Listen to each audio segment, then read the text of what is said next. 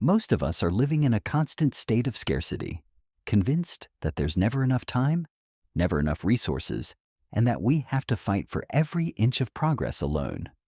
We have been conditioned to believe that life is a limited pie. If someone else gets a slice, we assume there is less for us. This is the survival mindset. It is an invisible weight that makes every decision feel heavy. You wake up already feeling behind.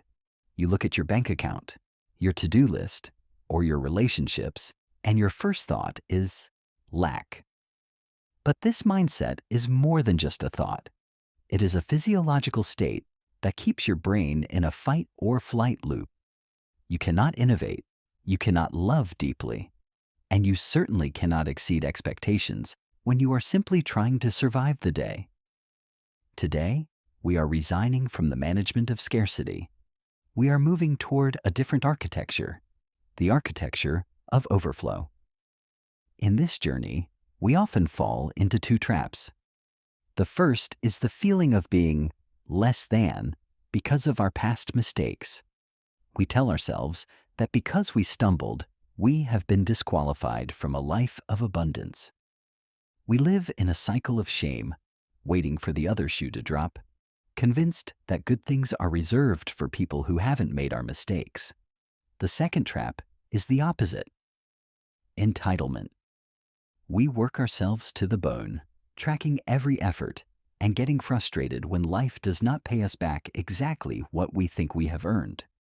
Both of these are performance traps. They both rely on the idea that you are the sole source of your success. But real peace, the kind of peace that leads to overflow, comes when you realize that your value isn't a wage you earn. It is a status you receive. You are not working for a sense of belonging. You are meant to work from a sense of belonging.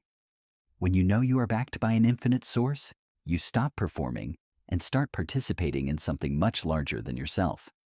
To practice this, we need a daily methodology. Think of every challenge you face today as having two columns. On the left is your responsibility. This is where you show up. You do the work, you make the calls, you plant the seeds. This is your possible. But on the right is the gap. This is the impossible. These are the outcomes you cannot force, the hearts you cannot change, and the timing you cannot control. Most of our anxiety lives in the right column. We try to manage things that do not belong to us.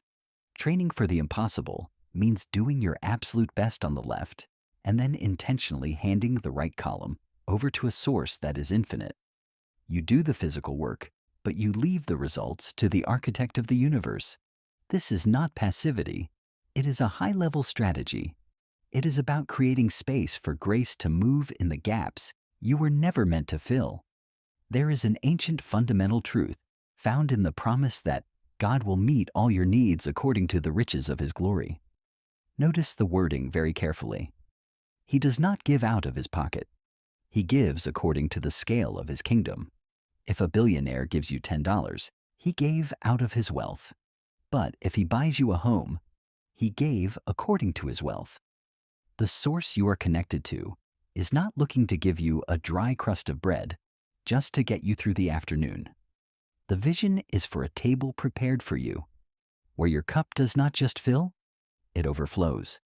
When you live with this expectancy, you stop looking for the bare minimum and you start looking for the +1, that extra measure of favor and joy that turns a routine Tuesday into a supernatural encounter. You are not just surviving the famine, you are preparing for the feast. You are training your eyes to see the abundance that has been there all along. Let us close today by setting our intention. If you can, take a deep breath and let the weight of that right column fall off your shoulders. Divine Architect, I trade my scarcity for your abundance today. I refuse to live like I am on my own. I ask for the extravagant version of your grace. In my work, give me favor I haven't earned. In my heart, give me a rest I did not work for. I hand over the right column of my life to you, the stress, the gaps, and the impossible outcomes. I am looking for the suddenly, the open door, and the overflow that only you can provide. Let my life today be a testimony that the supply is indeed infinite. Amen.